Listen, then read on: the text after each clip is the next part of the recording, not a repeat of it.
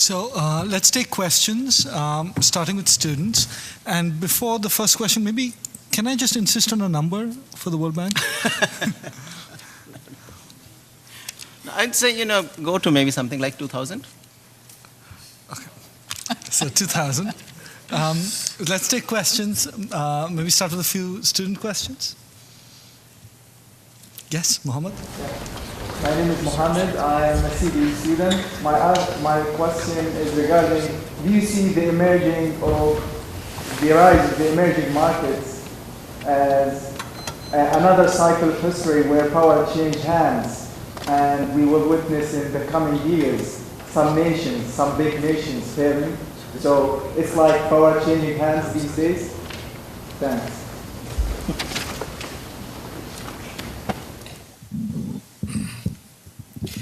Yeah, I do, obviously. And I think it's, if I understood the second part of your question, do I see big developing countries failing?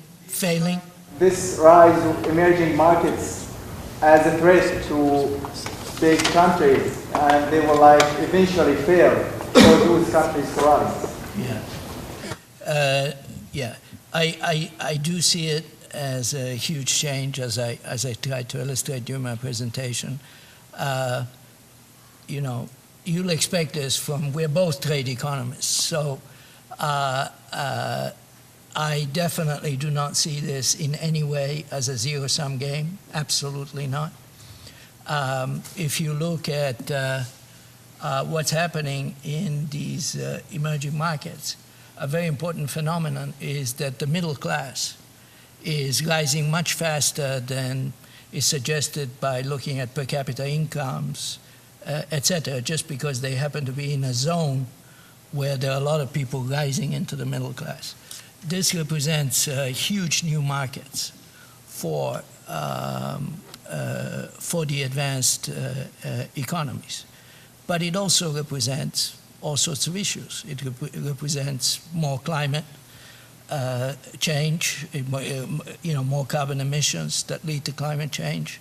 It represents these middle class individuals in developing countries are often the people who more naturally compete on international markets through goods or services or for foreign direct investment to the workers in advanced countries. So there's a huge opportunity which a lot of companies are capitalizing on at the moment, thousands and thousands of companies.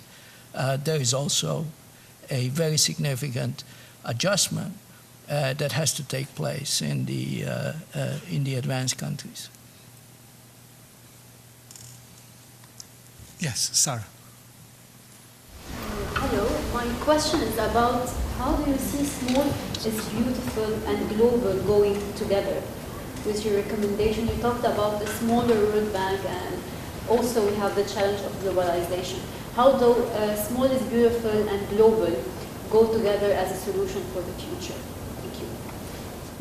Thank you. So how does the smaller bank? Yes. Because you see, the banks really function as it was conceived was development aid, and that function really now is relevant principally for the least developed countries and the countries in Africa. And so you could actually scale down a lot of the World Bank lending. I mean, a lot of the World Bank lending is really not the IDA lending. And the other lending anyway, all commercial banks are doing, and capital is now moving internationally. Days when the capital was not going into the developing countries, there was a case for the World Bank there because you're bringing capital into these developing countries. But today, except perhaps in Africa and some least developed countries, etc., which may be outside of Africa, but otherwise, as far as the trade side is concerned, we should continue to grow. For that, you need the WTO, which is why I think that is an institution which is very important to preserve. I agree with Arvind that The bank needs to change in a very big way, and I tried to illustrate that in my presentation. I don't actually agree that that necessarily means that the bank has to be smaller. And I start with, I think Arvind's a little bit too Darwinian in his approach. The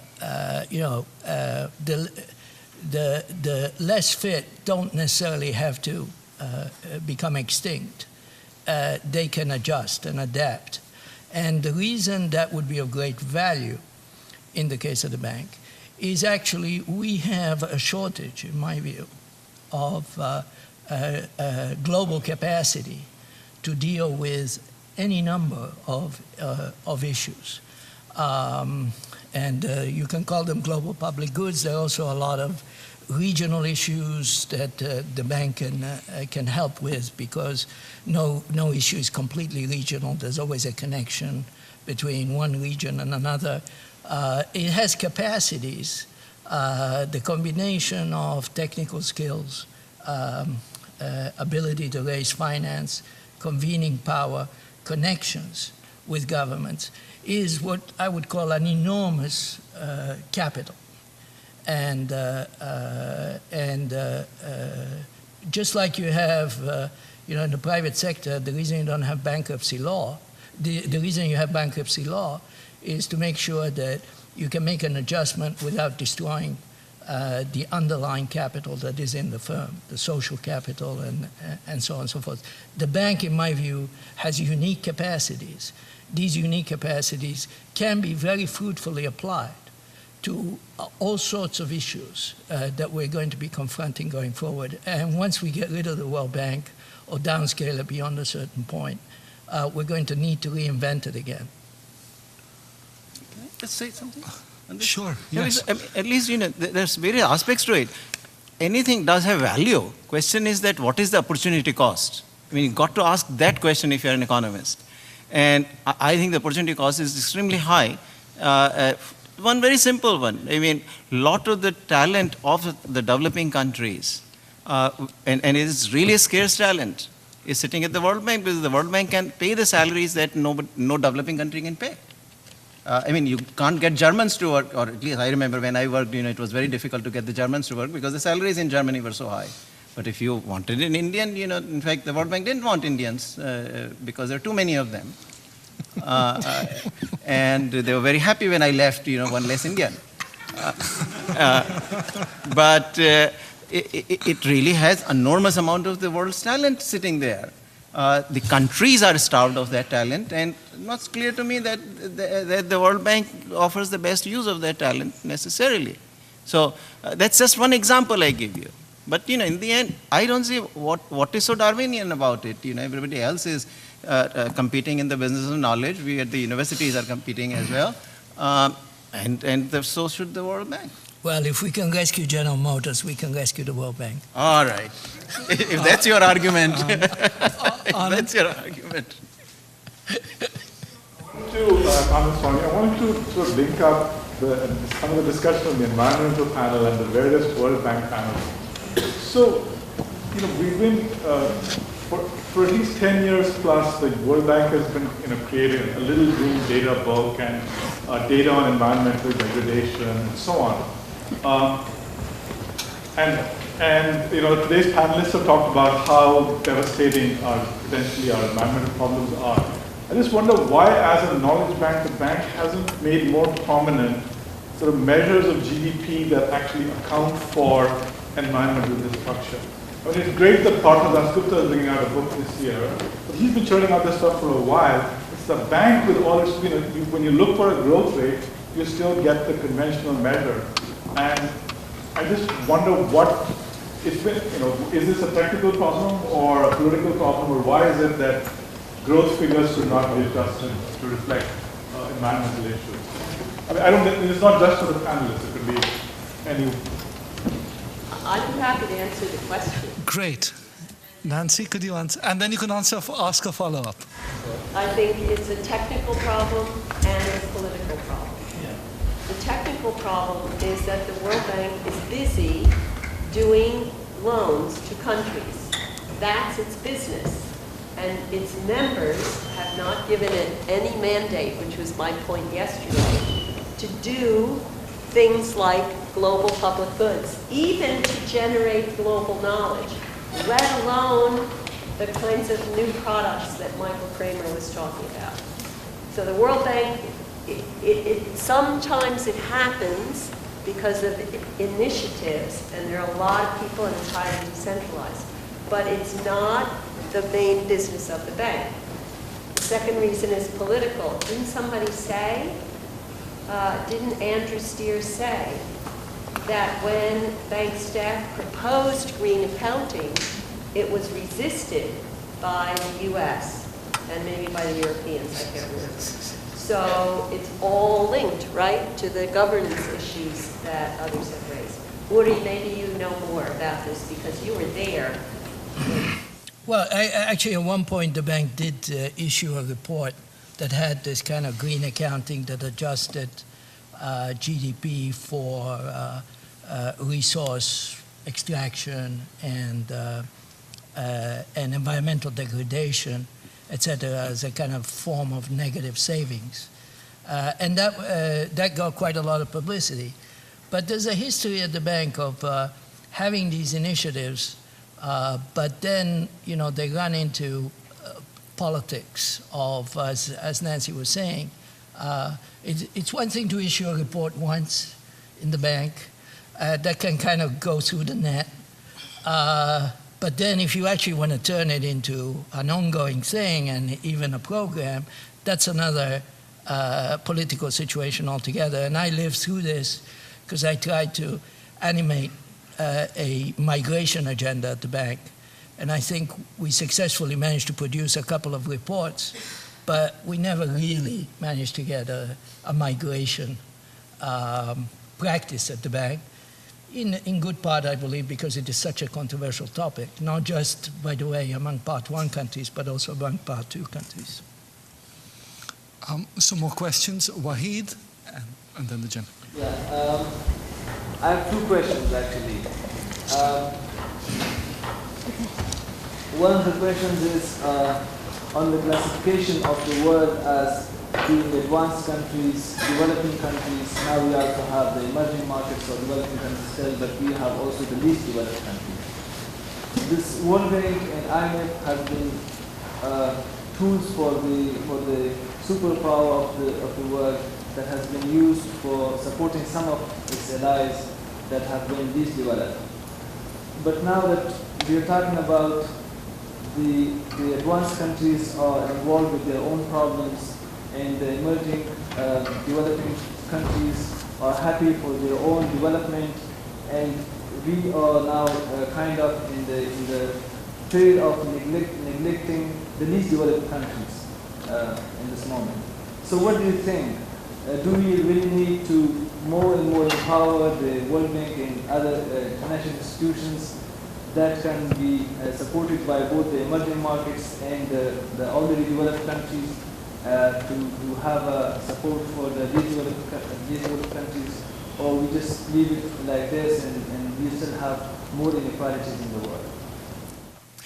My view on this would be that, I've already expressed it, that because, if you really reconfigure the World Bank as focusing on least developed countries in Africa, then you specialize and you can really use its resources, use its talent actually to truly focus. Right now it does zillion different things, which is really not much to do with development.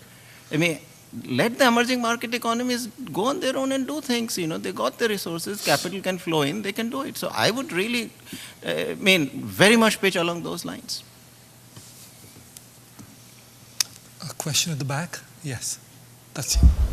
Yes, it sounds like these are the problems of success.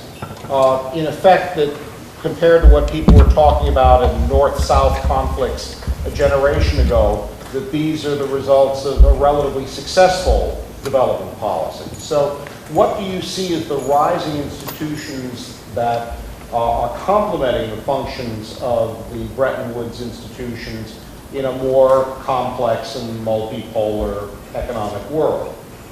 If these are they going to be, and how do you see those being fostered within the the international community today? One development that has happened is simply the expansion of the G7.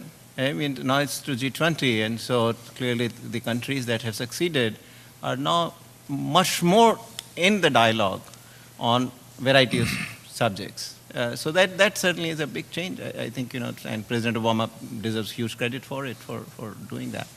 Other than that, I mean, in terms of formal institutions, no. So I mean, informally, then you got APEC going in Asia. You got more regional kind of dialogue institutions. But in terms of formal institutions, I'm not sure if we really need more.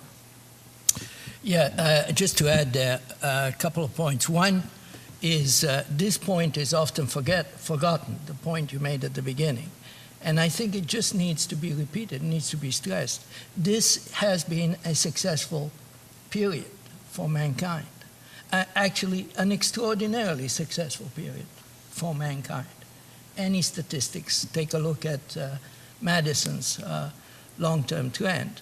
The last 50 years, the last 30 years, have seen an extraordinary advance in the welfare of mankind. Both, especially in the developing countries, but also in the advanced countries. And so, if you measure simply by results, as distinct from the speculations of analysts like me, etc., and many others, you have to say, it's working. It has worked. There are a lot of issues. There's a huge amount of work to be done, but the system has delivered gigantic progress in the last 50 years or so.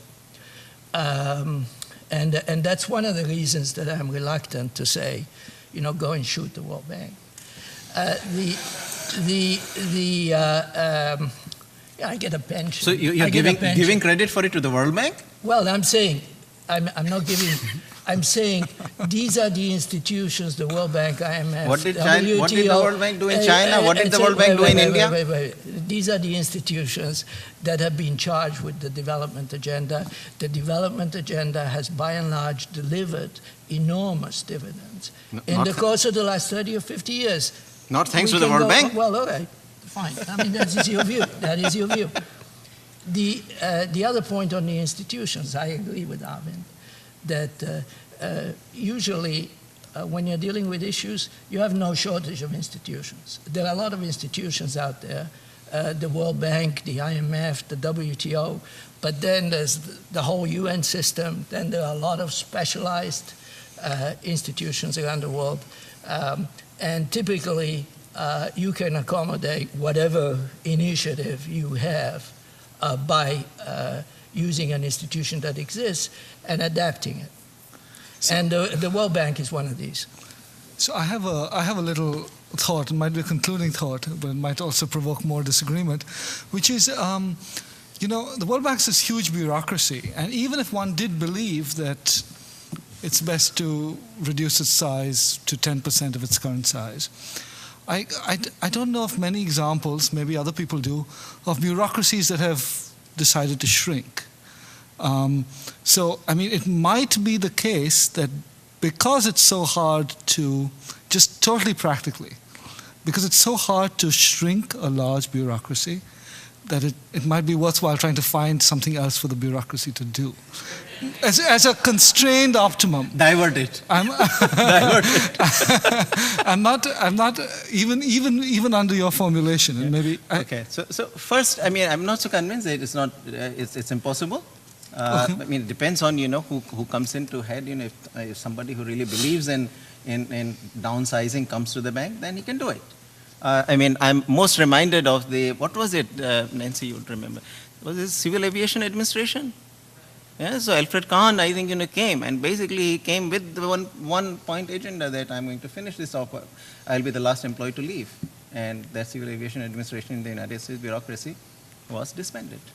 I mean, that's one example that sticks in my head. So there are others, in other places, countries do downsize. So it can be done. I mean, and of course, I'm quite with you on the diversion. Let's divert the World Bank. Sure. I think we are out of time. I'd like to thank the speakers. Did you want to say something? So, Well, sorry. I wanted to Have your last word. I wanted to say that everybody says the World Bank is a big bureaucracy. If you actually look at the dimensions of the World Bank, it's actually a very modestly sized organization. It has 10,000. It has, I'm no longer working there, so Hey, pension is coming from there. Pension is coming from there. the pension will continue, I assure you. But the point I want to make is 10,000 people to deal with development is huge. How many people does Citibank or Bank of America employ? 200,000? Yeah, Walmart, 1.5 million. I mean, come on. It's actually not a big organization for what it's designed to do. And the last point is, the last reason I would ever give for keeping the World Bank going is the fact that you can't downsize it. Great. On that note, thank you to the speakers.